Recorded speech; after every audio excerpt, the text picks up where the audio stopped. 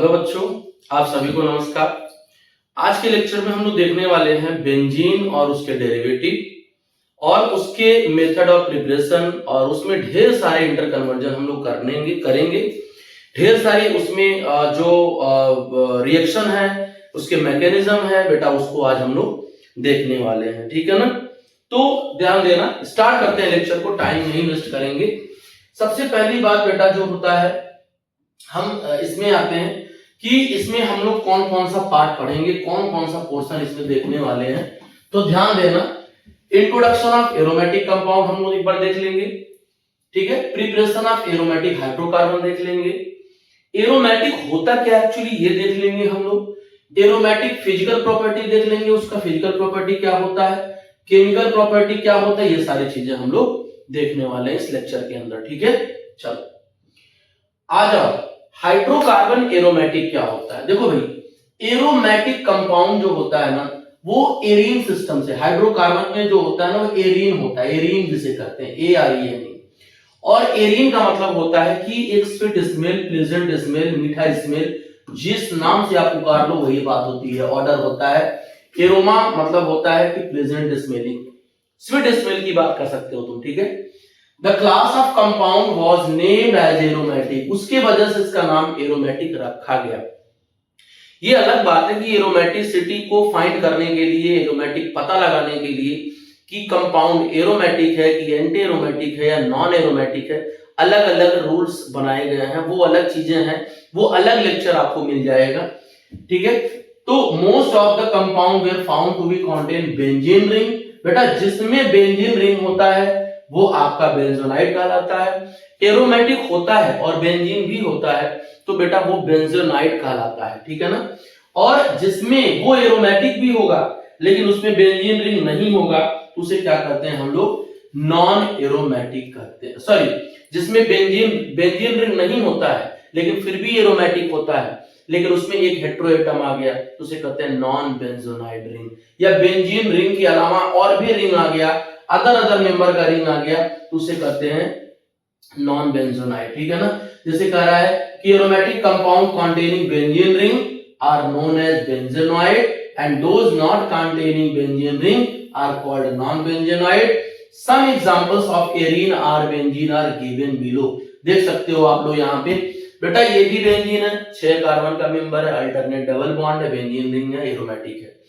Toluene है, 6 carbon का member है, अल्टरनेट पाई बॉन्ड है, कॉन्जुगेट सिस्टम है, सारे हाइब्रिडाइजेशन sp2 है, तो ये भी आपका एरोमेटिक कंपाउंड कहलाएगा। राइट, ये नेफ्थलीन है, 5 कार्बन 5 पाई बॉन्ड है, अल्टरनेट है, कॉन्जुगेटेड है। ठीक है, तो ये सारे बेंजीन रिंग, ये भी आपका एरोमेटिक कहलाता है। बाइफिनाइल है बेटा, ये भी आपका कॉन्जुगेटेड सिस्टम है, सारे कार्बन sp2 हाइब्रिडाइजेशन है। ठीक है, तो ये भी आपका sp2 हाइब्रिडाइजेशन है, ये भी आपका sp2 हाइब्रिडाइजेशन है। तो ये सारे लोग जो होते हैं, बाइफिनाइल जो लिखा हुआ है, ये भी एरोमेटिक होते हैं। तो बेंजीन का मतलब होता है जिसमें एरोमेटिक भी हो और उसके अंदर 6 कार्बन का मेंबर हो, कॉन्जुगेट हो, अल्टरनेट डबल बॉन्ड हो, तो वो आपका बेंजोनाइट कहलाता है। नॉन बेंजोनाइट में रिंग बेंजीन नहीं होगा, लेकिन वो आपका नॉन बेंजोनाइट का मतलब ही होता है जिसके अंदर रिंग ना हो, बेंजीन का रिंग ना हो तो नॉन बेंजोनाइट होता है। जैसे मान लो ये भी आपका है, ये सारे लोग आपका बेंजोनाइट कहलाते हैं, सारे लोग आपका बेंजोनाइट कहलाते हैं। सब में अनसैचुरेशन है, कॉन्जुगेट सिस्टम है, 6 कार्बन है, 4n+2 पाई इलेक्ट्रॉन को ये फॉलो करता है। पाई सिस्टम जो हुकल्स रूल आप पढ़े हो, अलग से आप पढ़ोगे, ये सारे चीजें इसमें देखने को मिलता है, इसलिए एरोमेटिक होते हैं। एक शॉर्टकट में आपको मैं बता भी देता हूं कि एरोमेटिक पहचानने का तरीका क्या होता है। सबसे पहली बात, वो 4n+2 पाई सिस्टम हो। ठीक है बेटा, ऑड नंबर ऑफ शॉर्टकट क्या है, ऑड पाई सिस्टम हो तो एरोमेटिक देख लेना। उसमें n की वैल्यू आपका ऑड हो, जैसे देखो 1 2 3 4 5, तो ये ऑड पेयर 1 2 3 1 2 3। बेंजीन के सारे डेरिवेटिव एरोमेटिक होते हैं बेटा, तो ये ऑड नंबर में। तीसरा आपका सिस्टम कॉन्जुगेटेड होना चाहिए, सिस्टम शुड बी कॉन्जुगेटेड। ठीक है, कॉन्जुगेटेड होना चाहिए। ठीक है, हर कार्बन का हाइब्रिडाइजेशन क्या होना चाहिए? sp2 होना चाहिए, मतलब वो कंपाउंड क्या होना चाहिए? प्लेनर। तो प्लेनर भी एक रिस्पॉन्सिबल फैक्टर शो करता है बेटा, ठीक है ना, समझ में आ गया, ये कहानी होता है। अब हम बात करेंगे कि नॉन बेंजोनाइड में भी बहुत सारे आते हैं नॉन बेंजोनाइड में जिसमें रिंग नहीं होता, जैसे एजोलीन का नाम सुने होंगे। एजोलीन में आपका इस तरीके से मेंबर होता है, आपका ऐसे मेंबर होता है, ऐसे इस तरीके से, और इस तरीके से, और यहां पे क्या होता है, ऐसे बॉन्ड होता है। तो ये आपका बेंजीन नहीं है, लेकिन फिर भी ये इसे कहते हैं नॉन बेंजोनाइड कंपाउंड कहते हैं। तो ये चीजें होता है। आइसोमेरिज्म में क्या होता है आपको भी पता है कि रिंग के ऊपर कुछ भी नहीं लगा है तो आप हर कार्बन का पोजीशन सेम कर सकते हो। आप नंबरिंग यहां 1 कर सकते हो, नंबरिंग यहां 1 कर सकते हो, नंबरिंग कहीं से भी आप नंबरिंग कर सकते हो, इसके लिए कोई आपको बंदिश नहीं होगा। लेकिन अगर आपके रिंग के ऊपर कोई ग्रुप आ गया तो आपका फ्रीडम यहीं पे खत्म हो जाता है, ठीक है। अब आपका फ्रीडम खत्म इसलिए हुआ, आपका फ्रीडम खत्म इसलिए हुआ क्योंकि अब आप नंबरिंग के यहाँ पे फर्स्ट पोजीशन दे दोगे। ये फर्स्ट हुआ, ये सेकेंड हुआ, ये थर्ड हुआ, ये फोर्थ हुआ, ये फिफ्थ हुआ, ये सिक्स्थ हुआ। तो ये चीजें होता है। और आपको भी पता है कि 3 कैटेगरी आपको मैंने बताया था कि 1 और 2 पोजीशन, 1 और 2 पोजीशन जो होता है, 1 और 2 पोजीशन जो होता है ये, और 1 और 6 पोजीशन जो होता है बेटा ये आर्थो पोजीशन होता है। क्या होता है, आर्थो। 1 और 3 और 1 और 5, 1 3 या 1 5 जो होता है वो अपना मेटा पोजीशन होता है, और 1 4 जो होता है ये अपना क्या होता है, पैरा पोजीशन होता है, ठीक है। तो वही चीज देखो, ये मिथाइल बेंजीन है या टॉल्यूइन कहलाता है। 1 2 को हम आर्थोजाइलिन भी कहते हैं, 1 3 को आर्थोजाइलिन बोलो या मेटाजाइलिन बोलो, क्योंकि दोनों CH3 मेटा पोजीशन पे हैं ये इसके कंपेयर में। 1 4 का मतलब होता है पैराजाइलिन। तो बहुत सारे एग्जाम में डायरेक्ट आपको पूछ देता है कि आर्थोजाइलिन क्या, आर्थो मेटा पैरा क्या शो करते हैं, आर्थोजाइलिन मेटाजाइलिन पैराजाइलिन क्या शो करते हैं। ये चीजें आपका आइसोमेरिज्म में आता है बेटा, इसीलिए इसको आइसोमेरिज्म की कैटेगरी में रखना। क्लियर है, आगे आते हैं बेटा। बेंजीन के अंदर रेजोनेंस करने की क्षमता बहुत अच्छी होती है, बड़ा मजेदार तरीके से वो रेजोनेंस बनाता है। क्यों, क्योंकि बेटा इसके अंदर जो ओवरलैपिंग होती है ये लीनियर है, हर कार्बन sp2 है, तो ये यहां जाएगा, ये यहां जाएगा, ये यहां जाएगा, तो इस तरीके से बॉन्ड घूमता है। बेटा एक बात और जानते हो कि जब ये प्योर बॉन्ड था सिंगल तो 1.54 एंगस्ट्रॉम था बॉन्ड लेंथ, ये अगर प्योर डबल बॉन्ड है तो 1.34 एंगस्ट्रॉम था, ये 1.34 एंगस्ट्रॉम था। लेकिन जैसे ही ये हाइब्रिड स्ट्रक्चर बेटा बनाता है, पाई बॉन्ड रिंग के अंदर घूमता है, ये पाई सिस्टम होता है, ये क्या होता है, पाई सिस्टम होता है, तो ये आपका 1.39 एंगस्ट्रॉम हो जाता है। यानी बॉन्ड लेंथ, बॉन्ड सारे आइडेंटिकल हो जाते हैं। तो वही चीज कह रहा है यहां पर, ये जो बोल रहा है कि हर कार्बन sp2 होता है एडजेसेंट, sp2 से ही वो बॉन्ड बनाता है। सब पे बेटा एक एक सिग्मा बॉन्ड भी होता है, एक एक हाइड्रोजन भी होता है, ऐसे इस तरीके से। तो इसीलिए sp2 की कैटेगरी। आपको पूछेगा सिग्मा टोटल कितने हैं, तो भैया 6 तो यही दिख रहा है, 1 2 3 4 5 6 7 8 9 10 11 12, टोटल 12 सिग्मा है। पाई कितने बेटा होंगे, 3 पाई बॉन्ड होते हैं। तो ये सारी सिचुएशन देखने को मिलता है। अच्छा, ये आपस में कॉन्जुगेशन कर रहे हैं, आपस में रेजोनेंस इसलिए कर रहे हैं क्योंकि सारे ऑर्बिटल जो रेजोनेंस बना रहे हैं वो सेम प्लेन में रहते हैं। अगर वो सेम प्लेन में हैं तभी वो रेजोनेंस में पार्टिसिपेशन करते हैं। अगर वो प्लेन चेंज कर देते हैं, आउट ऑफ प्लेन चले जाते हैं, तो वो रेजोनेंस में पार्टिसिपेट नहीं करते हैं, ठीक है। तो ये कहानी होता है। अब आ जाओ इसके मॉलिक्यूलर ऑर्बिटल स्ट्रक्चर का। तो मॉलिक्यूलर ऑर्बिटल स्ट्रक्चर की अगर हम बात करते हैं बेटा, तो ये देख लेना, यहां देख लेना, सारे कार्बन आपको पता है कि sp2 हाइब्रिडेशन होते हैं, सारे कार्बन आपको पता है कि sp2 हाइब्रिडेशन होते हैं। तो बेटा sp2 का मतलब क्या होता है, ट्राइगोनल प्लेनर होता है। तो ये आप ये आ जाएगा, यहां पे आ जाएगा, यहां पे आ जाएगा, फिर यहां, फिर यहां, फिर यहां, फिर यहां, फिर यहां, फिर यहां, फिर यहां, फिर यहां, फिर यहां, फिर यहां, फिर यहां, फिर यहां। इस तरीके से आप देखोगे तो इस तरीके से बॉन्ड बनता है। अब ये सारे लोग sp2 वाले होते हैं, कुछ अनहाइब्रिडाइज्ड ऑर्बिटल होते हैं जो सिग्मा बॉन्ड नहीं बनाते हैं बेटा। तो यहाँ पे अपना सिग्मा बॉन्ड बनेगा, यहाँ पे अपना सिग्मा बॉन्ड बनेगा, यहाँ पे अपना सिग्मा बनेगा, यहाँ पे सिग्मा बनेगा, यहाँ पे सिग्मा बनेगा और यहाँ पे सिग्मा बनेगा। और जो यस हाइड्रोजन होता है बेटा वो 1s1 होता है ना, तो यहाँ पर आपका क्या करेगा, हाइड्रोजन बनाएगा, यहाँ पर क्या करेगा, हाइड्रोजन बनाएगा, यहाँ पे क्या करेगा, हाइड्रोजन आएगा। तो हर कार्बन पे बेटा हाइड्रोजन अपना आता है और एक यहाँ पर भी सिग्मा बॉन्ड बनाता है। तो अगर हम इसको स्ट्रक्चर से शो करेंगे बेटा तो यही तो आपका हुआ, यही तो सिग्मा बॉन्ड बन रहा अपना, यही तो अपना सिग्मा बॉन्ड का फॉर्मेशन कर रहा है बेटा, यही तो सिग्मा बॉन्ड का फॉर्मेशन कर रहा है, ये अपना सिग्मा बॉन्ड का फॉर्मेशन करता है। बात समझ में आ गया? तो इस तरीके से सिग्मा बॉन्ड बनते हैं। अब इसके अलावा सबके sp2 हाइब्रिडेशन होते हैं, तभी तो ये ट्राइगोनल प्लेनर दे रहा है। बॉन्ड एंगल 120 डिग्री होता है, ये ट्राइगोनल, इनके बीच में जो एंगल होता है वो 120 डिग्री की कैटेगरी में आता है, राइट। तो ये तो रहा सिग्मा बॉन्ड का फॉर्मेशन। बेटा पाई बॉन्ड जब बनाते हो, पाई बॉन्ड जब बनाते हो तो पाई बॉन्ड का फॉर्मेशन पहले आप सिग्मा बॉन्ड जो बना रखे हो उसको देख लो, और यहाँ पे इस तरीके से अनहाइब्रिडाइज्ड ऑर्बिटल भी होता है, अनहाइब्रिडाइज्ड ऑर्बिटल भी होता है बेटा। तो जब अनहाइब्रिडाइज्ड ऑर्बिटल होता है तो ये क्या करेगा, अगर ये इससे ओवरलैप किया तो ये बनाएगा, इससे ओवरलैप करता है तो यहाँ पाई बॉन्ड बनता है, इससे ओवरलैप करता है तो ये पाई, मतलब एक पाई बॉन्ड यहाँ, एक पाई बॉन्ड यहाँ, एक पाई बॉन्ड यहाँ, तब जाकर के जो इसका स्ट्रक्चर आता है, तब जाके जो इसका स्ट्रक्चर आता है वो ऐसे बनता है।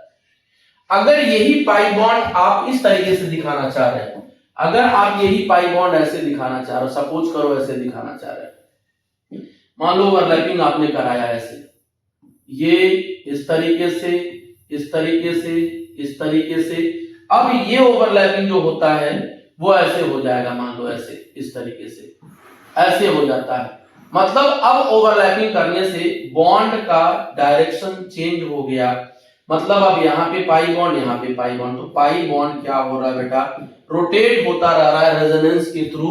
जो आप रेजोनेंस पीछे बना रहे थे इस तरीके से, ऐसे रेजोनेंस आप बना रहे थे, उसी चीज को मैंने डायग्राम में, ऑर्बिटल डायग्राम में रिप्रेजेंट किया, और ये सारे मॉलिक्यूलर ऑर्बिटल जो रिंग के अंदर पाई बॉन्ड घूम रहा है ये पाई सिस्टम होता है बेटा, ये पाई सिस्टम होता है, इस तरीके से वो काम करता है, ठीक है ना।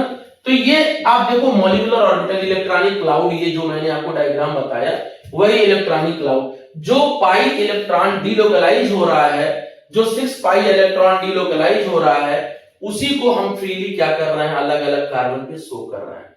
तो इस तरीके से पाई इलेक्ट्रॉन का डीलोकलाइजेशन दिखाते हैं, राइट। तो ये चीजें आपको समझ में आ गई होगी अच्छे तरीके से। मैंने पहले ही बता दिया था आपको एरोमेटिसिटी कैसे फाइंड करते हैं भैया, कंपाउंड प्लेनर चाहिए, सारे ऑर्बिटल सेम प्लेन में, जैसा कि मैंने आपको पीछे बताया था कि ऑर्बिटल जितने भी अनहाइब्रिडाइज्ड हैं वो सारे सेम प्लेन में हैं जो रेजोनेंस में जाना चाहते हैं, है ना। तो वो रेजोनेंस में जाएंगे, जैसे ये इसके साथ, ये इसके साथ, तो ये चीजें होता है।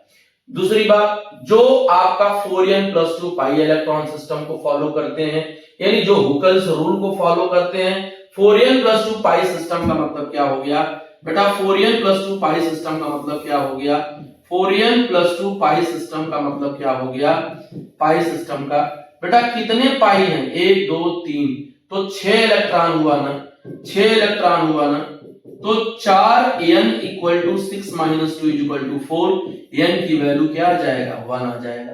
मैंने आपको शॉर्टकट बताया था कि अगर n की वैल्यू ऑड में आ रहा है, n की वैल्यू अगर ऑड में आ रहा है, कॉन्जुगेट सिस्टम है, अगर कॉन्जुगेट सिस्टम है और n की वैल्यू ऑड में आ रहा है तो वो एरोमेटिक होगा, ठीक है। अगर n की वैल्यू इवन आ गया, कॉन्जुगेट सिस्टम है, इवन आ गया, सारे sp2 हैं, यहां पर भी sp2 हैं, तो बेटा अगर इवन आ गया इसका मतलब होता है एंटी एरोमेटिक होता है, एंटी एरोमेटिक होता है। और बेटा अगर कोई भी एक कार्बन sp3 हाइब्रिडेशन में आ गया, मान लो कि ऐसे, अगर मान लो ये प्लस है, इस तरीके से कोई एक कार्बन sp3 बन गया, सारे कॉन्जुगेशन में नहीं आया, तो उसे नॉन एरोमेटिक कहते हैं। ठीक है, उसे क्या कहते हैं? Non aromatic. एरोमेटिक कब होगा? जब कॉन्जुगेटेड होगा, प्लेनर होगा, ठीक है, pi bond odd pi electron होगा तो वो एरोमेटिक होगा। एंटी कब होगा? जब इवन पाई इलेक्ट्रॉन होगा तो एंटी एरोमेटिक होगा। जैसे मान लो ये वाला कंपाउंड है बेटा, यहां साइक्लिक है, कॉन्जुगेटेड है, सारे sp2 है, लेकिन यहां जो पाई सिस्टम है वो इवन नंबर में है, तो इवन का मतलब होता है एंटी एरोमेटिक होता है। क्या होता है? एंटी एरोमेटिक होता है। ऐसा सिचुएशन देखने को मिल जाता है, राइट। जैसे यही देख लो, ये double single positive, positive single double, double single plus positive, ये आपका कॉन्जुगेटेड है, एरोमेटिक है, और ऑड पाई सिस्टम है, इसका मतलब एरोमेटिक होगा। डबल सिंगल डबल यानी double single negative, negative single double, ये भी तो रेजोनेंस में जाएगा। तो ये देखो 1 2 3 यानी पाई सिस्टम में ऑड आ जाएगा यानी एरोमेटिक होता है। 1 2 3 एरोमेटिक हो जाता है। तो इस तरीके से एरोमेटिक कंपाउंड पहचानते हैं। ये मैंने आपको शॉर्टकट बताया कि odd number system aromatic, even number system anti aromatic, और अगर एक हाइब्रिडाइजेशन sp3 किसी सिस्टम के अंदर आ गया तो वो नॉन एरोमेटिक हो जाता है, राइट। बेंजीन का प्रिपरेशन पे आ जाओ। बेंजीन का प्रिपरेशन आप पहले ही पढ़े हो, साइक्लिक पॉलीमराइजेशन वाला। इथाइन में इथाइन को रेड हार्ट ट्यूब में पास करते हो तो एक एक पाई बॉन्ड अल्टरनेट चला जाता है। तो इस तरीके से बेंजीन का, ये आप एल्काइन में पढ़ चुके हो। जो आप एल्काइन का यानी इथाइन का प्रिपरेशन पढ़े थे, जो आप इथाइन का प्रिपरेशन पढ़े थे, मेथड ऑफ प्रिपरेशन, तो बेटा उसमें आप पढ़े थे। तो ये आपका क्या है? इथाइन। इथाइन को जो है जब रेड हार्ट ट्यूब के आयरन के रेड हार्ट ट्यूब में पास करते हैं उसके थ्रू हाई टेम्परेचर पे, तो बेंजीन बनता है बाय द पॉलीमराइजेशन। तो ये कहानी होता है। Decarboxylation of aromatic acid. पहली बात, डीकार्बोक्सिलेशन का मतलब हुआ कि अगर कार्बन यहां n है तो यहाँ कार्बन क्या हो जाएगा? यहाँ कार्बन क्या हो जाएगा? यहाँ कार्बन n-1 हो जाएगा। मतलब अगर यहाँ देखो 6-7 कार्बन है, 1 2 3 4 5 6 7, तो यहाँ पे कितने हो गए? 6 हो गए। करना कुछ नहीं बेटा, यहां से इसको निकाल देना है। तो क्या निकल गया बच्चा हमारे? Na2CO3। क्या बन गया? जो एक हाइड्रोजन बचा हुआ है वो यहाँ H आ जाएगा, और ऑलरेडी सारे कार्बन पे एक एक हाइड्रोजन तो है ही ऑलरेडी। बात समझ में आ रहा है आप लोगों को? क्लियर हो रही है? तो भैया ये क्या कहता है? भैया ये क्विक लाइन है। ये क्या है? क्विक लाइन है। और क्विक लाइन का काम क्या होता है बेटा? ये मॉइस्चर को नहीं बनने देता। यानी OH जो होता है, आप भी जानते हो कि ये हाइग्रोस्कोपिक होता है, ये जल्दी से मतलब लिक्विड में कन्वर्ट होना चाहता है, इसीलिए ये इसको रोकता है। भैया तू रोके रहो, मुझे रिएक्शन करा लेने दो। तो ठीक है, बेंजीन बन जाता है। रिडक्शन किसके वजह से होता है? जिंक की वजह से। बेटा यहाँ जिंक जब ले आओगे तो हीट करने के बाद जिंक ऑक्साइड निकल जाएगा और सुंदर सा आपका, बेहतरीन सा, खूबसूरत सा आपका बेंजीन बन जाएगा। ठीक है ना? क्लियर है? समझ में आ रहा है? ये देख लो रिएक्शन कैसे हो रहा है, राइट। आगे चलो बेटा, इसमें क्या है? ये क्या कर रहा है? कुछ रिएक्शन उससे बेस्ड है, कुछ रिएक्शन उससे बेस्ड दिया हुआ है। तो रिएक्शन जरा देख लिया जाए। कह रहा है कि ये देखो ग्रिगनार्ड एजेंट की तरह काम कर रहा है। ये आपका फिनॉल है। प्रोडक्ट क्या बनेगा बेटा? प्रोडक्ट क्या बनेगा? तो एक बात बताओ, ग्रिगनार्ड रिएजेंट आपका क्या होता है? MgBr होता है बेटा। तो आपको भी पता है ग्रिगनार्ड एजेंट की कहानी, इस पे माइनस बनता है, इस पे प्लस बनता है, बॉन्ड यहाँ टूट जाता है। ठीक है बेटा, यहाँ पे क्या होता है? ये स्टेबल कार्बोकैटायन बनाना चाहता है तो ये प्लस बन जाएगा। इसका मतलब कि ये वाला माइनस देखो क्या होने वाला है, देखो क्या होने वाला है, होने वाला है कुछ इस तरीके से कि बेटा यहाँ पर क्या हो जाएगा इस तरीके से, और जो बाई प्रोडक्ट बनने वाला है वो इस तरीके से बन जाएगा। तो देखो ये कहीं दिख रहा है क्या? मतलब कि आपका जो बेंजीन है, जो आपका बेंजीन है वो कुछ ऐसे दिख रहा है। इसका मतलब बी के साथ चले जाना, इसका मतलब बी के साथ। अच्छा, ये H नहीं निकालेगा क्योंकि ये 3 डिग्री कार्बोकैटायन स्टेबल बनाता है, इसलिए ऐसी कहानी मिलती है। ठीक है, इसमें क्या कह रहा है? Which one of the following reaction would give the isopropyl benzene? बेटा आइसोप्रोपिल बेंजीन का मतलब क्या होता है? आइसोप्रोपिल बेंजीन का मतलब क्या होता है? कुछ ऐसा होता है इस तरीके से। तो देखो वो कहां दिख रहा है, वो कहां दिख रहा है? वो कहां दिख रहा है? वो आपको जो दिख रहा है, वो आपको जो दिख रहा है, देखो यहां से निकलेगा तो ये बनेगा, रीअरेंजमेंट करोगे तो ये पॉजिटिव चार्ज होगा, ये जो पॉजिटिव चार्ज होगा बेटा वो पॉजिटिव चार्ज यहाँ पे आ जाएगा। इसका मतलब यहाँ पर भी आपको वो बन जाएगा, वहां पर भी बन जाएगा। यहां आ जाओ बेटा, ये यहां आएगा, ये प्लस बनेगा, तो ये वाला क्या करेगा, वो भी अटैक करेगा, ये भी बन सकता है। यहां आ जाओ, यहां पर ये H2SO4 डिहाइड्रेटिंग एजेंट है, डिहाइड्रेटिंग एजेंट है, तो ये हो जाएगा आपका, यहां से निकलेगा तो आपका क्या होगा, यहां से H होगा, निकलेगा अल्फा और बीटा होगा, ये निकलेगा तो कुछ ऐसे डबल बॉन्ड आएगा, फिर यहां पर आएगा कि प्लस चार्ज, और प्लस चार्ज जब अटैक करेगा तो वो यहां से कुछ इस तरीके से बन जाएगा। ठीक है, 1 2 3 ये भी दिख रहा है। यहां से निकाल दोगे तो प्लस बनेगा, प्लस यहां पे अटैक करेगा, मतलब ऑल ऑफ द अबव बन जाएगा।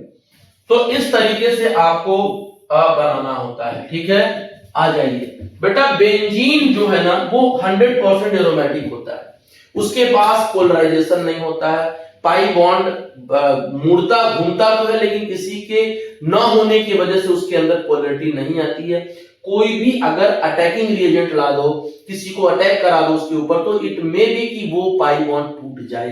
फिलहाल बेटा एरोमेटिक कंपाउंड जो होते हैं वो नॉन पोलर होते हैं, आर यूजुअली कलरलेस होते हैं, लिक्विड होता ही है, solid with the characteristic aroma. You are also familiar with naphthalene ball, which are used to toilet and for preservation of clothes because of unique smell of compound and moth repellent property. Aromatic hydrocarbon are immiscible with water and soluble in organic. Simple सी बात है भाई कि अगर ये benzene जो है aromatic है, और एरोमेटिक के साथ वो ऑर्गेनिक है, एरोमेटिक के साथ वो ऑर्गेनिक है, तो ऑर्गेनिक केमिस्ट्री, ऑर्गेनिक रिएक्शन के साथ जब इसको हम पानी में डालते हैं तो पानी बेटा कहता है भैया हम पोलर है, हमारे पास तो पॉजिटिव निगेटिव बनता है, हमारे पास तो पॉजिटिव निगेटिव बनता है, तुम्हारे पास तो पॉजिटिव निगेटिव है ही नहीं है, हम तुमको कैसे डिसॉल्व कर सकते हैं? नहीं डिसॉल्व करेंगे, तो बेटा ये क्या होगा, इमिसिबल होगा। क्या होगा? इमिसिबल होगा, नहीं घुलेगा। लेकिन अगर यही बेंजीन बेटा ऑर्गेनिक सॉल्वेंट लेके चलते हो, क्या ले चलते हो बेटा? Organic solvent. तो बेटा ऑर्गेनिक सॉल्वेंट दोनों सेम बिरादरी है, कहता हम भी खुश तुम भी खुश। ये भी आपका नॉन पोलर सॉल्वेंट सब्सटेंस है, ये आपका नॉन पोलर होता ही है, तो नॉन पोलर में डिसॉल्व होगा, मतलब कह सकते हो कि सर ये मिसिबल होगा, ये घुलेगा। तो पानी में नहीं घुलेगा, पानी के साथ नहीं घुलना चाहेगा, क्योंकि हाइड्रोजन बॉन्डिंग नहीं बना सकता, ऐसी सिचुएशन नहीं होती है उसके साथ। लेकिन हाँ, वो सिर्फ ऑर्गेनिक से मतलब रखता है, ऑर्गेनिक का दोस्त होता है। ऑर्गेनिक मतलब होता है टोल्यूइन है, ईथर है, CCl4, जो भी आपके साथ देखने को मिलेगा वो उसके साथ घुलेगा, क्योंकि बेंजीन कहता है भाई हम तुम्हारे रिश्तेदार हैं, क्योंकि तुम और हम एक ही कैटेगरी से हैं, तो हम तुम्हारे डिसॉल्व हो जाएंगे। बट पानी के साथ वो डिसॉल्व नहीं होता। क्यों नहीं होता? क्योंकि उसके साथ वो फिट नहीं होता। इसके पास पॉजिटिव निगेटिव बनता है, इसके पास पॉजिटिव निगेटिव बनता ही नहीं। तो इस तरीके के कुछ सिनेरियो देखने को मिलता है। ठीक है, चलिए केमिकल प्रॉपर्टी में भैया एरीन जो होता है ना, बेंजीन जो होता है ना, उसके अंदर पाई इलेक्ट्रॉन होता है बेटा। उसके अंदर क्या होता है? पाई इलेक्ट्रॉन होता है। आप भी जानते हो, बचपन से जानते हो कि सर इसके पास तो पाई सिस्टम है। तो पाई सिस्टम, 3 पाई सिस्टम है, तो हम एक बात कह सकते हैं कि सर जो बेंजीन होता है वो पाई सिस्टम वाला बंदा है, और अगर पाई सिस्टम वाला बंदा है तो ये तो न्यूक्लियोफाइल की तरह काम करता है। सर ये कैसा काम करेगा? न्यूक्लियोफाइल की तरह काम करेगा। सर ये न्यूक्लियोफाइल है, तो न्यूक्लियोफाइल के पास कैसे जा सकता है? सर न्यूक्लियोफाइल, अगर कोई न्यूक्लियोफाइल आना चाहे तो भैया ये दोनों आपस में क्या करेंगे? रिपल्सन करेंगे। क्या करेंगे? दोनों आपस में रिपल्सन। तो नॉट पॉसिबल है बेटा। ये अमीर आदमी है, ये अमीर आदमी है, अमीर के पास कौन जाएगा? गरीब जाएगा, मींस इलेक्ट्रोफाइल जाएगा। कौन जाएगा? गरीब जाएगा, मींस कौन जाएगा? इलेक्ट्रोफाइल जाएगा बेटा। मतलब कि ये अमीर आपका है, ये अमीर है और ये गरीब है बेटा। लेन देन तो अमीरी और गरीबी में ही होता है। तो एक इलेक्ट्रोफाइल इलेक्ट्रॉन डिफिशिएंट, एक न्यूक्लियोफाइल तो इलेक्ट्रॉन देगा और रिएक्शन करेगा। इसीलिए कहा जाता है कि ये इलेक्ट्रोफिलिक सब्स्टिट्यूशन रिएक्शन देते हैं बेटा। ये हाइड्रोजन को हटाएंगे, अपना जगह बनाएंगे, और कुछ स्पेशल कंडीशन पे ये ऑक्सीडेशन भी करते हैं और ऑक्सीडेशन भी करते हैं। तो इसी चीज को हम लोग आगे देखेंगे। चलिए देख लीजिए, इलेक्ट्रोफिलिक सब्स्टिट्यूशन रिएक्शन है बेंजीन रिंग का। एक कॉमन हम मैकेनिज्म देख लेंगे बेटा, उसको अनुसार चलेंगे। जैसे मान लो ये बेंजीन रिंग है, ये अपना बेंजीन रिंग है, और ये अपना इलेक्ट्रोफाइल और न्यूक्लियोफाइल है बेटा। ये प्लस और ये माइनस बनता है बेटा। ये हाइड्रोजन है, तो हाइड्रोजन के पास यहाँ कोई रिएजेंट चाहिए मुझे, बिना रिएजेंट का तो काम नहीं होना बेटा। तो यहाँ क्या होता है बेटा, यहाँ पर इलेक्ट्रोफाइल जाता है और ये न्यूक्लियोफाइल हाइड्रोजन के साथ चला जाता है, तो इसे कहते हैं electrophilic substitution reaction. Electrophilic substitution reaction बेटा ये हुआ कैसे है, ये हुआ कैसे है, जरा इसका मैकेनिज्म देख लिया जाए बेटा। तो ध्यान देना, सबसे पहले स्टेप फर्स्ट में आ जाना कि सर इलेक्ट्रोफाइल बना लिया जाए। बिल्कुल, तो formation of electrophile, formation of electrophile गरीब बनाना मुझे। तो बेटा इलेक्ट्रोफाइल तब बनेगा जब कोई रिएजेंट यहाँ अटैक करेगा, अभी आगे हम लोग देखेंगे। तो बेटा रिएजेंट क्या करता है, इस पे माइनस और इस पे प्लस बनाता है, और इलेक्ट्रोफाइल पर ये हो जाएगा न्यूक्लियोफाइल, यहाँ अलग हो जाएगा रिएजेंट के साथ। ठीक है, तो ये अपना इलेक्ट्रोफाइल क्या होगा, जनरेट हो जाएगा। ये तैयार है, गरीब है बेटा। स्टेप 2 पे आ जाओ, स्टेप 2 पे आ जाओ। स्टेप 2 पे आएगा तो क्या करेगा, तो लिख देना कि attack of electrophile on benzene ring. अब बेंजीन रिंग की बारी आता है, इलेक्ट्रोफाइल जाता है, उससे इलेक्ट्रॉन खाना चाहता है। तो बेटा ये H है, यहाँ इलेक्ट्रोफाइल आएगा। इलेक्ट्रोफाइल आएगा तो ये बॉन्ड यहाँ टूटेगा, मान लो कहीं भी घुमा सकते हो पाई बॉन्ड, तुम्हारी मर्जी। तो बेटा ये माइनस और ये प्लस, तो ये इधर आएगा। बॉन्ड का टूटना कहता है स्लो स्टेप होता है बेटा, रेट डिटरमाइनिंग स्टेप होता है। तो चलो ठीक है, देख लिया जाए बेटा। ये प्लस चार्ज आ जाएगा और यहां पर इलेक्ट्रोफाइल चला आएगा। जो इलेक्ट्रोफाइल का मकसद था वो पूरा हो गया। इलेक्ट्रोफाइल को इलेक्ट्रॉन चाहिए था, वो गया रिंग के पास, रिंग से रिक्वेस्ट किया, रिंग से विनम्र निवेदन किया और रिंग से इलेक्ट्रॉन लिया। एक प्रॉब्लम आ गई यहाँ पर, प्रॉब्लम ये आ गई कि ये जो है ना अच्छा खासा एरोमेटिक स्टेबल था बेटा, अच्छा खासा एरोमेटिक था और कहता था यार हम तो स्टेबल हैं। और ये बेटा मैंने पहले बोल दिया कि हाइड्रोजन sp3 हो गया एक सेंटर पे, 4 sigma bond, 1 sigma, 2 sigma, 3 sigma, 4। तो ऐसा सिचुएशन देखने को मिला, इसीलिए ये आपका नॉन एरोमेटिक हो गया। क्या हो गया, नॉन एरोमेटिक, और ये हाईली अनस्टेबल बन गया। क्योंकि आप सीक्वेंस जानते हो पहले से कि बेटा aromatic is more stable than non aromatic than anti aromatic, ये कहानी आपको पहले से पता है। तो अब ये परेशान होता है, कहता है यार हम तो अच्छा खासा खुश थे रिंग, और तुमको इलेक्ट्रॉन देने के चक्कर में मेरी स्टेबिलिटी खत्म हो गई। तो फिर कहता है रुक, मैं तुमको बताता हूं कि स्टेबल कैसे होना है फिर से। तो फिर ये कहता है कि एक काम करो, प्रोटॉन निकाल दो। तो स्टेप 3 पे आ जाते हैं। स्टेप 3 पे आ जाना और लिख देना डीप्रोटोनेशन। क्या लिख देना बेटा, डीप्रोटोनेशन। बोलोगे सर ये क्या आपने लिख दिया, अजीब बात है। तो बेटा कुछ नहीं है, रिमूवल ऑफ प्रोटॉन है, ये रिमूवल ऑफ H+ है। लेकिन कोई न कोई तो आएगा ना प्रोटॉन लेके जाने के लिए, कोई न कोई तो आएगा ना। ऐसा सिचुएशन देखो था, इलेक्ट्रोफाइल H था, ऐसा था। तो वही न्यूक्लियोफाइल जिसको आपने अलग कर दिया था वो आप आएगा और ये हाइड्रोजन लेके जाएगा, ये बॉन्ड इधर आ जाएगा। ठीक है, सॉरी ये बॉन्ड इधर चला जाएगा। तो बॉन्ड का बनना एक तरह से फास्ट प्रोसेस होता है बेटा। तो अब ये तकलीफ खत्म हो गई इसकी, ये आपका ऐसा हो जाएगा और इलेक्ट्रोफाइल आ जाएगा। तो NuH आ जाएगा, ये आपका प्रोडक्ट बन जाएगा। ये आपका क्या हो जाएगा, प्रोडक्ट का फॉर्मेशन हो जाएगा। तो ऐसा कुछ सिचुएशन आपको देखने को मिलेगा मैकेनिज्म के थ्रू। ये कॉमन मैकेनिज्म है, इस मैकेनिज्म के थ्रू रिएजेंट का भी अच्छा खासा रोल होता है बेटा, अभी हम लोग देखेंगे। अब इसी को फॉलो करेंगे हम लोग, सारा स्टेप फॉलो करेंगे और वापस यहाँ पे आते हैं। सबसे पहला होता है बेटा नाइट्रेशन रिएक्शन। तो बोलोगे सर इसमें रिएजेंट क्या लेना है, तो बेटा रिएजेंट जो होता है ना, रिएजेंट जो लेते हो ना, वो कंसंट्रेट HNO3 लेते हो प्लस कंसंट्रेट H2SO4 लेते हो। बेटा एक तरह से ये जो H2SO4 आपने लिया है ना, ये आपका कैटालिस्ट की तरह काम करता है। बेटा इस रिएक्शन में दोनों एसिड हैं, इस अभी तुम दोनों एसिड जानते हो, दोनों एसिड होते ही हैं, लेकिन यहां पर ये जो होता है ना, ये बेटा लुईस बेस की तरह काम करता है, ये पूछा हुआ है, और ये तो है ही है शानदार आदमी, ये लुईस एसिड की तरह काम करता है। कैसे काम करेगा थोड़ा सा मैं देख लेता हूं।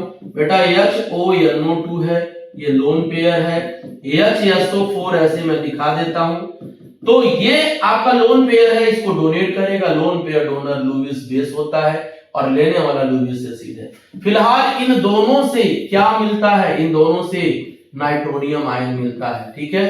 तो ये चीज देखना, इलेक्ट्रॉन डोनर है, ये इलेक्ट्रॉन डोनर है, तो लुईस एसिड कहलाएगा,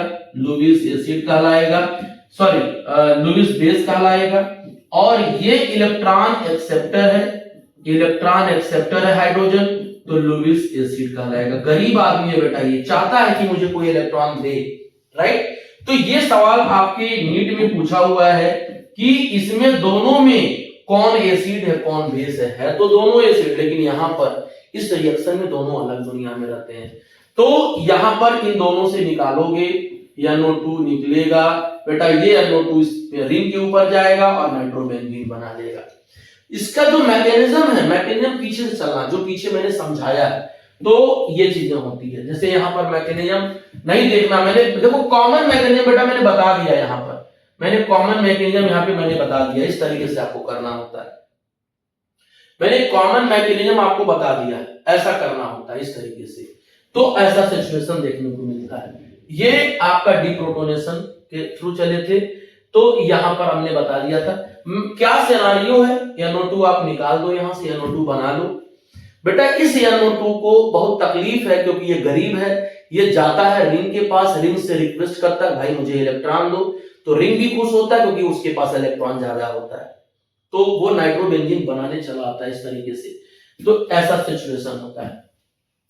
हेलोजिनेशन है, यहां पर H था, एक Cl आप डायरेक्ट अगर बात करोगे तो एक Cl यहां से निकल जाएगा, क्लोरोबेंजीन बना लेगा, ठीक है, एक क्लोरोबेंजीन का फॉर्मेशन कर लेता है, ठीक है। तो ऐसे सिचुएशन में आपको ध्यान देने वाली बात है, तो मैं क्या करता हूं, एक हेलोजिनेशन का मैं आपको मैकेनिज्म बता देता हूं कैसे करता है। बेटा सबसे पहली बात, आप अगर जानते हो तो मैंने बोला था ना कि आप वो बना दो, तो इलेक्ट्रोफाइल तो बेंजीन रिंग था, यहां पर Cl2 था, यहां पर एनहाइड्रस AlCl3 है, और यहां पर अपना Cl आ जाता है, क्लोरोबेंजीन बनता है।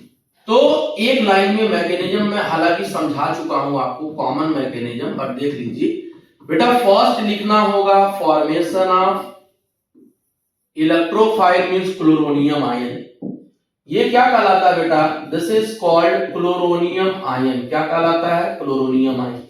तो ये 7 इलेक्ट्रॉन था, एक दे चुका तो 6 इलेक्ट्रॉन सिस्टम हुआ ना, तो बेटा गरीब तो हुआ ही। तो कैसे होगा बेटा, जब ये अकेले रहेगा इनके विदाउट प्रेजेंस के, ये देखो 6 इलेक्ट्रॉन सिस्टम है, 2 electron 2 electron 2 electron 6 electron system है, गरीब है, तो ये अपना लुईस एसिड की तरह काम करेगा बेटा।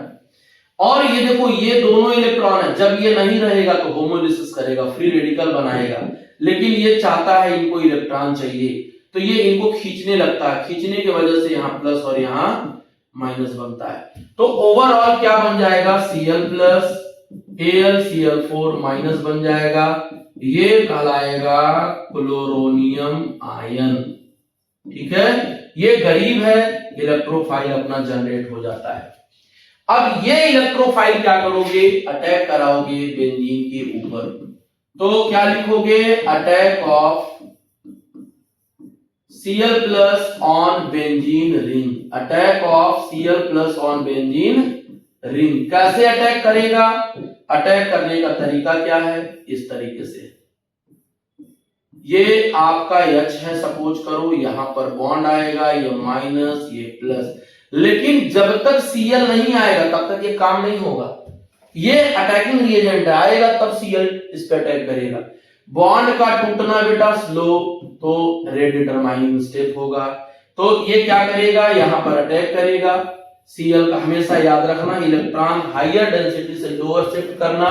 तो जब शिफ्ट करोगे बेटा तो ये ऐसे कुछ सिचुएशन बन जाएंगे, प्लस चार्ज आ जाएगा।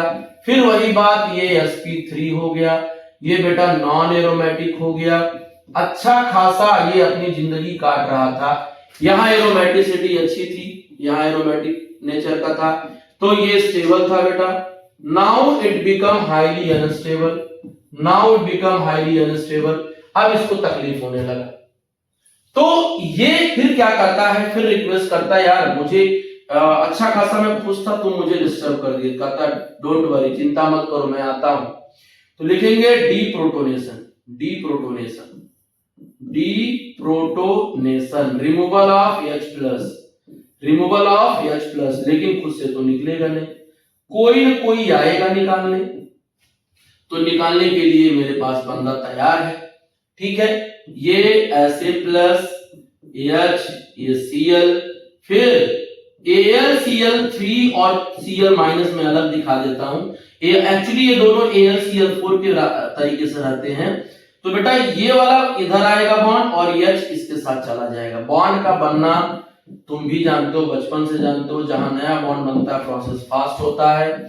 तो बेटा ये आपका सिचुएशन रहा। इस तरीके से क्लोरोबेंजीन AlCl3 अलग हो जाएगा, HCl अलग हो जाएगा। Actually AlCl3 is work like a catalyst which is also a Lewis acid, बेटा which is also a Lewis acid which is a electron deficient, which is a electron deficient। तो आप इस तरीके से काम करोगे, ऐसे काम करोगे, ऐसे आप काम करोगे तो आपको अच्छा समझ में आएगा। नेक्स्ट आ जाओ सल्फोनेशन। सल्फोनेशन में जो आपको रिएजेंट चाहिए, सल्फोनेशन में जो रिएजेंट चाहिए, या तो आप 2 मोल H2SO4 ले लीजिए, या आप ऐसे लिख लीजिए H2S2O7 ओलियम, या फ्यूमिंग सल्फ्यूरिक एसिड का मतलब होता है H2S2O7 प्लस आप H2SO4 प्लस ले सकते हो, ऐसे प्लस बेटा SO3 ले सकते हो। बोलोगे सर इसमें इलेक्ट्रोफाइल कौन बनाएगा, है ना मेरे पास, देखो यहां पर बेटा ये जब अपना खुद की पाई बॉन्ड शिफ्ट करके यहां माइनस और ये प्लस बना लेगा। जब माइनस प्लस बनाएगा तो ये ऐसे होना हो जाएगा और तब जाके इलेक्ट्रोफाइल सेंटर बना देगा, ठीक है, तब जाके वो अब यही इलेक्ट्रोफिलिक सेंटर जाके अटैक करेगा रिंग के ऊपर। तो ये आपका क्या करेगा, किसी भी सेंटर पे अटैक करेगा और ये आपका इस तरीके से बना देगा। जब आप 2 मोल H2SO4 लोगे तो क्या देगा, ये H3O प्लस देगा और SO3 देगा और HSO4 माइनस देगा। यही SO3 प्लस बेटा जो मैंने आपको दिखाया है वो आपका पोलराइजेशन करके दिखाया है, इलेक्ट्रोफिलिक सेंटर बना के मैंने दिखाया है। ये इलेक्ट्रोफिलिक सेंटर अटैक करता है, राइट, ये इलेक्ट्रोफिलिक सेंटर अटैक करता है, ठीक है। अब आ जाओ फ्रीडल क्राफ्ट एल्काइलेशन। बेटा फ्रीडल क्राफ्ट एल्काइलेशन में वही सेम सिनेरियो है, यहां पर CH3 है, ये हटा देना, ये प्लस बना देना। बेटा कार्बोकटायन अगर बन रहा है इंटरमीडिएट, अगर कार्बोकटायन इंटरमीडिएट बन रहा है तो उसका रीअरेंजमेंट देखना, रीअरेंजमेंट देखना, रीअरेंजमेंट देखना कि वो स्टेबल कार्बोकटायन कहां होगा। जैसे सपोज करो कि तुम्हारे पास अगर ऐसा कोई कंपाउंड है, ऐसा कोई कंपाउंड है और तुमने क्या किया, यहां कार्बोकटायन बना लिया, तो बोलोगे सर ये तो 1 डिग्री है, ये तो 1 डिग्री है, बिल्कुल 1 डिग्री है बेटा। तो हमने क्या बोला कि अगर तुम 1,2 मिथाइल हाइड्राइड शिफ्ट कर दो, इस H को इधर ले जाओ, तो ये आपका 1 डिग्री से क्या हो जाएगा, ये आपका 1 डिग्री से 3 डिग्री हो जाएगा, ये आपका क्या हो जाएगा, 3 डिग्री हो जाएगा, राइट। तो जब 3 डिग्री होगा तब इसको अटैक कराना। तो ऐसे सिचुएशन में सब कुछ देख लेना रीअरेंजमेंट पॉसिबल है कि नहीं।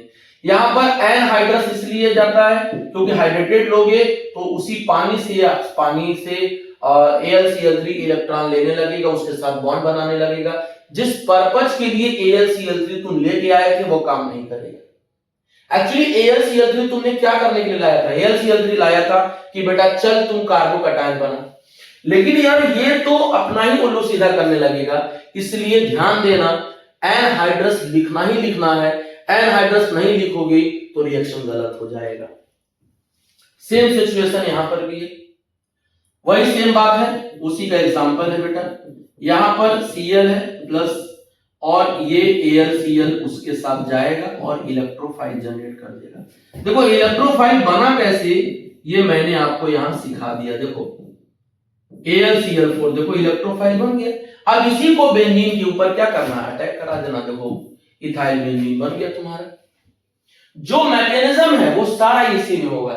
Formation of electrophile, attack of electrophile, deprotonation, formation of electrophile, attack of electrophile, deprotonation, सब इसी के अंदर। फ्रीडल-क्राफ्ट, एल्काइलेशन, एसाइलेशन, सारा सिचुएशन यहां देखने को मिलता है। ठीक है ना? अच्छा सिर्फ इतना ही नहीं, अगर आपके साथ ऐसा कोई सिचुएशन दे दिया है, ऐसा सिचुएशन दे दिया है और AlCl3 दे दिया है, तो बेटा ये भी वही काम करेगा। Cl हटा के प्लस बनाएगा और फिर जाकर के COCl बना देता है। तो ये भी फ्रीडल-क्राफ्ट की कैटेगरी में आता है, ये भी फ्रीडल-क्राफ्ट की कैटेगरी में आता है। तो ये सीजन ध्यान देने वाली बात है, राइट? देखो एसाइलेशन में क्या है, मैं एसाइलेशन में यहाँ रिएजेंट ले लेता हूं क्योंकि आपको रटना पड़ेगा। रिएजेंट समझा देता हूं बेटा। RCOCl को एसाइल क्लोराइड करते हैं। जब आप एनहाइड्रस AlCl3 लेके आओगे, देखो ये क्विक रिवीजन करा रहा हूं तो स्पीड तो रहेगी ही बेटा। ये यहां रहेगा, ये प्लस बनाएगा। अब ये RC double bond O plus बनाएगा और AlCl4 माइनस। ये आपका इलेक्ट्रोफिलिक सेंटर है। तो एक्चुअली ये इलेक्ट्रोफिलिक सेंटर, नो रीअरेंजमेंट, ध्यान देना, यहां लिख देना कि सर यहां नो रीअरेंजमेंट करना है, यहां रीअरेंजमेंट नहीं करना, छोड़ देना। अब इसी इलेक्ट्रोफिलिक सेंटर को बेंजीन पे जब अटैक कराओगे कहीं भी, तो वहां पर जाके अटैच हो जाएगा और ये एसीटोफिनोन का फॉर्मेशन कर देगा, राइट? सेम यहां पर भी देखो, ये भी वही सिचुएशन है, ये भी वही सिनेरियो है। क्या है बेटा? ये देखो CH3 CO, CH3 CO और यहां पर O है बेटा। क्या करेगा? ये बॉन्ड टूटेगा तो ये माइनस और ये प्लस। तो तुम देख रहे हो कि तुम्हारे पास COCl तो बन ही रहा है, COCl तो बन ही रहा है। इसी कार्बन को बेंजीन पे अटैक कराना और एसिटोफिनोन बना दे। ये भी आपका फ्रीडल-क्राफ्ट एसाइलेशन की कैटेगरी में आता है। ये भी आपका ध्यान देना, फ्रीडल-क्राफ्ट एसाइलेशन की कैटेगरी में बेटा आता है। ध्यान देना इस चीज को। वो अलग बात है कि वो रिएजेंट हमने अलग दे, लेकिन कार्बन पे प्लस चार्ज तो बन रहा है ना, कार्बन को हम अटैक करा रहे हैं ना, तो ये चीजें होती है। तो ऐसा फ्रीडल-क्राफ्ट हो जाता है। सुनना, जब बेंजीन को एक्सेस क्लोरीन दवा दोगे तो ध्यान देना, सारे H को ये रिप्लेस कर देगा, सारे H को बेटा ये रिप्लेस कर देगा। सब कुछ वही है, कंडीशन देख लो, सब कुछ वही रहेगा। एनहाइड्रस AlCl3, एक्सेस में आप Cl ले रहे हो बेटा, एक्सेस में Cl ले रहे हो डार्क कंडीशन में, तो ये देगा हेक्साक्लोरोबेंजीन। सिर्फ बेंजीन के अंदर पाई बॉन्ड रहेगा, H के जगह पे Cl आ जाएगा, हेक्साक्लोरोबेंजीन या C6Cl6 का फॉर्मेशन कर बैठेगा। ये सिचुएशन इसके अंदर रहेगा। तो याद रखना, ये सबसे बड़ा इंपॉर्टेंट है, क्योंकि इसमें और बेंजीन हेक्साक्लोराइड में कंफ्यूजन होता है। जो गैमेक्सिन और लिंडेन बनता है वो भी आता है, मैं सामने दिखाता हूं। तो मैकेनिज्म में देखो, मैंने पहले ही बता दिया कि बेटा इलेक्ट्रोफाइल बना लेना, कार्बोकैटायन इंटरमीडिएट बना लेना, रिमूवल ऑफ प्रोटॉन कर लेना इंटरमीडिएट में। सारी चीजें मैं पहले बता चुका हूं, इसके बारे में आपको ज्यादा नहीं सोचना है। हाँ ये देखो, एडिशन में आ जाओ बेटा। सबसे शानदार और सबसे इंपॉर्टेंट सवाल है बेटा, जब तुम निकिल दोगे ना तो ये पाई बॉन्ड सारे टूटेंगे, रिडक्शन करेंगे, सबको एक एक H देंगे बेटा, सबको एक एक H देंगे, तो ये बेंजीन से क्या बन जाएगा? साइक्लोहेक्सेन बन जाएगा, है ना? और जब तुम अल्ट्रावायलेट लाइट देते हो, अल्ट्रावायलेट रेज देते हो, अल्ट्रावायलेट सनलाइट प्रोवाइड करते हो हाई टेम्परेचर पे, तो क्या करेगा? ये पाई बॉन्ड टूटेगा और इनके जगह पे एडिशन मिल जाएगा। तो यहां एडिशन किसकी वजह से हो रहा है, यहां एडिशन हाइड्रोजन की वजह से और यहां एडिशन क्लोरीन की वजह से। तो ये बेंजीन हेक्साक्लोराइड BHC या 666 होता है इसके अंदर, क्योंकि 6 कार्बन 6 हाइड्रोजन 6 क्लोरीन, तो 666 बोलते हैं या लिग्निन बोलते हैं या इसको गैमेक्सिन बेटा बोलते हैं, गैमेक्सिन भी बोलते हैं। तो याद रखना ये BHC होता है, वो हेक्साक्लोरोबेंजीन होता है। पहले वाले में कंफ्यूजन मत करना बेटा, पहले वाले में कंफ्यूजन, ये आपका हेक्साक्लोरोबेंजीन है और ये आपका BHC है, ठीक, ध्यान देना। कंबक्शन मतलब होता है बेटा जला देना, उसको जला देना। जलाओगे क्या होगा, नॉर्मल फॉर्मूले में देख लो ना यार कि 6 पहले कार्बन बैलेंस करो, फिर हाइड्रोजन बैलेंस करो, फिर ऑक्सीजन, ये सीक्वेंस फॉलो करोगे तो तकलीफ नहीं होगी बेटा। कंप्लीट कंबक्शन करोगे तो CO2 H2O देगा और फ्लेम देगा। सूटी फ्लेम का मतलब होता है कि ये एकदम काला धुआं एकदम, और ये ऐसा इसलिए होता है क्योंकि उसमें नंबर ऑफ कार्बन ज्यादा होता है, इसीलिए सूटी फ्लेम प्रोड्यूस करता है। तो देखो 6 कार्बन 6 हाइड्रोजन और 6 दूना 12 ऑक्सीजन और 3 15, तो 15/2 कर दोगे तो 2 से 2 कटेगा, 15 में आ जाएगा। ऐसा सिचुएशन मिलता है, ठीक है। Directive influence of functional group in mono substituted benzene ring. तो ध्यान देना ये क्या होता है बेटा, जब बेंजीन के ऊपर कोई ग्रुप नहीं लगा रहेगा तो you are free to write the number from any carbon, आपकी मर्जी। हम कह रहे हैं सर आप क्यों ऐसा बोल रहा हूं, मैं यहां से करना चाहता हूं नंबरिंग, तो बेटा कर लो। लेकिन जैसे ही आप किसी एक हाइड्रोजन को हटा देना चाहते हो और वहां कोई ग्रुप लगा देना चाहते हो, तो बेटा उस ग्रुप के आने की वजह से अब आपका फ्रीडम खत्म हो गया। अब नंबरिंग 1 या इधर 2 या इधर 2 3 4 5 6, तो कॉमनली 3 नेम इसमें रखा गया है। एक होता है आर्थो पोजीशन, एक होता है आर्थो पोजीशन। तो आर्थो मतलब क्या, या तो 1 2 या तो 1 6, 1 2 होगा या 1 6 होगा। Meta position, Meta position, Meta position 1 3 या 1 5, या तो 1 3 ले लो या तो 1 5 ले लो। पैरा पोजीशन या तो 1 4 ले लो, पैरा पोजीशन 1 4 पोजीशन या पैरा पोजीशन ले लो, पैरा पोजीशन ले लो। तो ये चीजें होती है। अब सवाल ये उठता है कि बेटा ये जो बेंजीन के ऊपर आपका ये लगा हुआ है G ग्रुप, ये ग्रुप देने वाला है या लेने वाला है, इलेक्ट्रॉन खींचेगा रिंग से या रिंग को इलेक्ट्रॉन देगा, ये सबसे पॉइंट वाली बात है। तो इनकी 2 कैटेगरी बेटा होती है, या तो इलेक्ट्रॉन डोनेटिंग ग्रुप होता है या तो इलेक्ट्रॉन विथड्राइंग ग्रुप होता है। डोनेटिंग होगा तो +R होगा, विथड्राइंग होगा तो -R होगा। बेटा अगर वो दे रहा है तो रिंग को एक्टिवेट कर रहा है, it is ring activating. Ring के अंदर इलेक्ट्रॉन की डेंसिटी बढ़ा रहा है बेटा, इलेक्ट्रॉन ढेर सारा दे रहा है, और जब रिंग के अंदर इलेक्ट्रॉन देगा तो रिंग के आर्थो और पैरा पोजीशन पर नेगेटिव चार्ज आएगा, इसीलिए इसको क्या कहते हैं, आर्थो पैरा डायरेक्टिंग ग्रुप।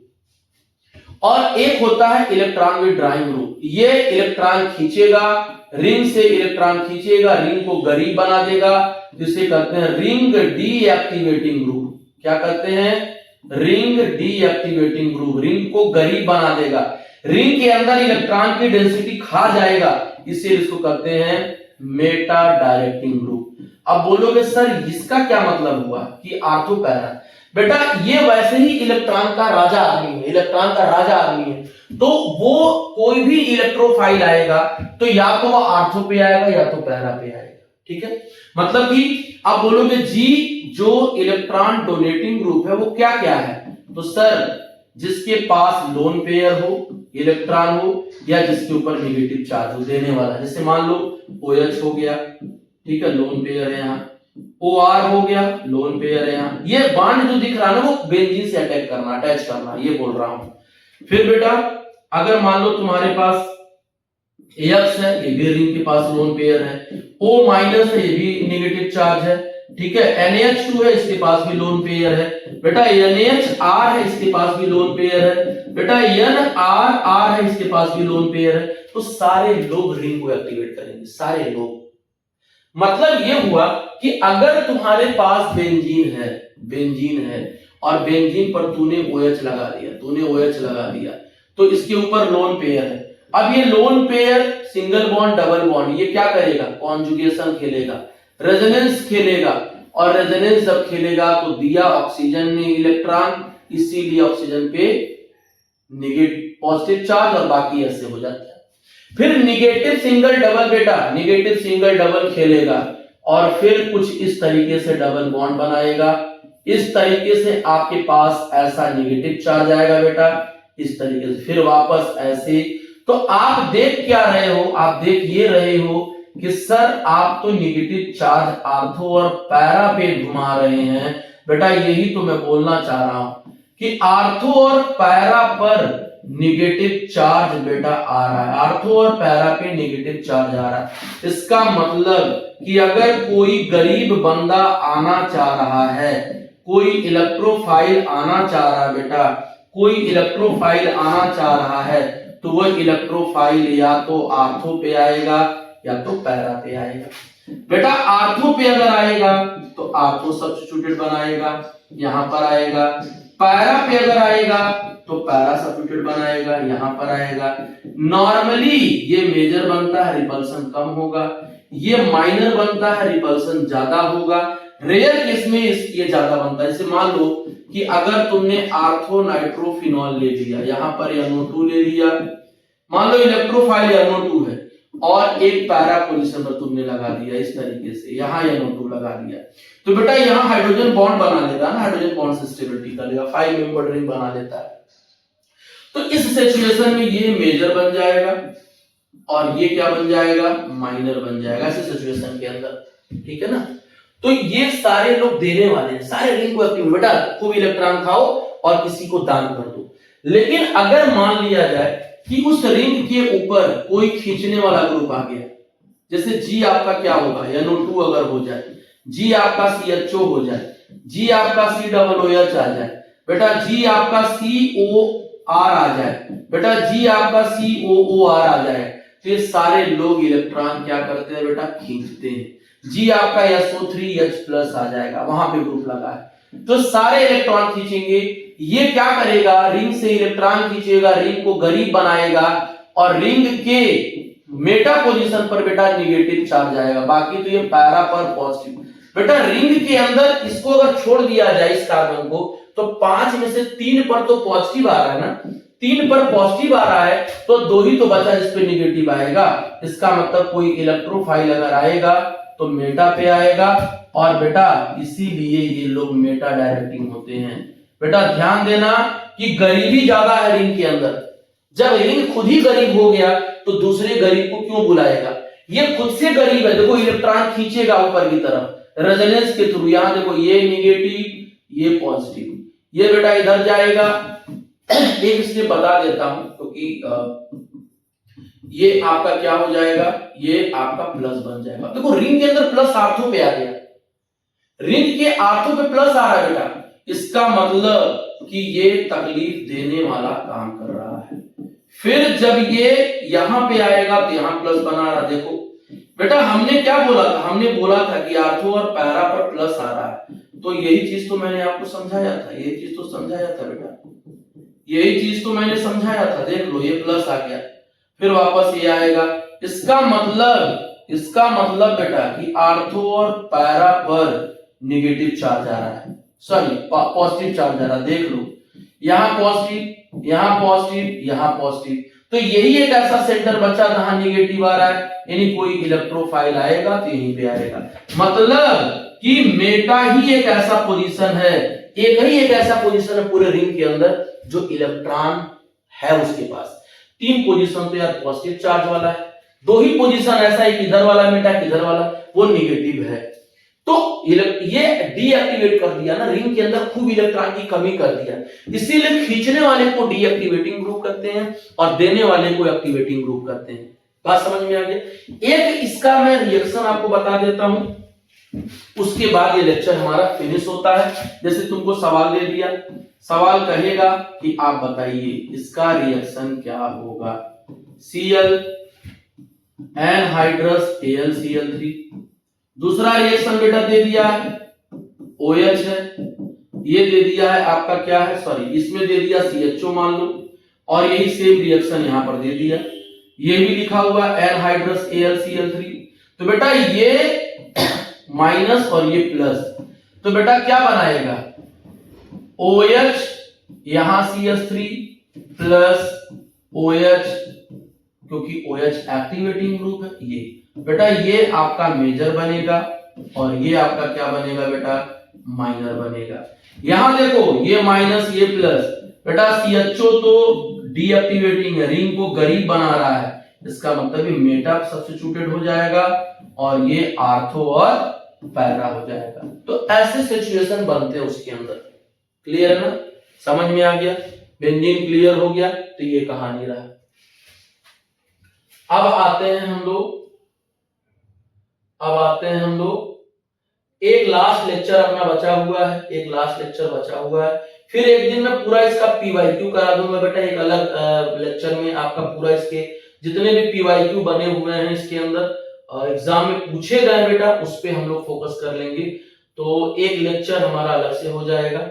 ये आ जाओ, एक लास्ट लेक्चर बचा हुआ, कार्सिनोजेनिक हाइड्रोकार्बोनेट टॉक्सिसिटी।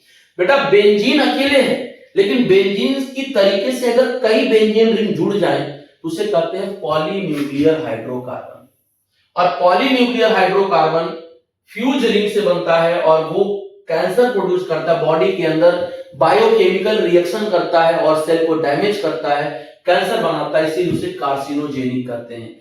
जैसे देखो ये एंथ्रासीन है, 1 2 3 4 5 6 7 8 9 10। तो बेटा 1 2 पे बेंजीन है तो 1 2 बेंजीन एंथ्रासीन, ये भी आपका कैंसर बनाता है बॉडी के अंदर। ये देखो ये नंबरिंग जब करोगे तो 1 2 3 4, ठीक है, 5 6 7 8 9 10। तो या हम नंबरिंग इधर से करते हैं तो तीसरे पे आ जाएगा, 1 2 3 4 5 6 7 8 9 10 ऐसे आ जाता है। तो इसे कहते हैं 3 मिथाइल साइक्लो आपका मिथाइल क्लोरोएंथ्रासीन, ये इस तरीके से नाम होता है। यहां देखो ये हो जाएगा इस रिंग के अंदर 1 2 बेंज पायरीन करते हैं, 1 2 बेंज पायरीन करते हैं, नाम रट देना, 1 2 3 4 5 6 7 8 9 10। बेटा 1 2 पे बेंजीन, 5 6 पे बेंजीन, तो 1 2 5 6 डाई बेंज एंथ्रासीन। बेटा ये देखो 1 2 3 4 5 6 7 8 9 10। बेटा 9 10 डाई मिथाइल, 1 2 बेंज एंथ्रासीन, 1 2 पे बेंजीन, 9 10 पे डाई मिथाइल। तो बेटा ये सारे पॉलीन्यूक्लियर हाइड्रोकार्बन जो होते हैं बॉडी के अंदर कैंसर जनरेट करते हैं, इसीलिए इसे कार्सिनोजेनिक हाइड्रोकार्बन कहते हैं। राइट, समझ में आ गया। तो ये बेटा रहा हमारा बेंजीन का सारे रिएक्शन, सारे केमिकल प्रॉपर्टी। ठीक है, लेक्चर को खूब मजे से देखिए, लेक्चर के अंदर जो भी लिखा हुआ है उसको समझिए, लिख के प्रैक्टिस करिए बेटा, तब ऑर्गेनिक केमिस्ट्री पल्ले पड़ता है। ठीक, इसी के साथ हम लोग मिलेंगे अगले लेक्चर में। Okay, thank you.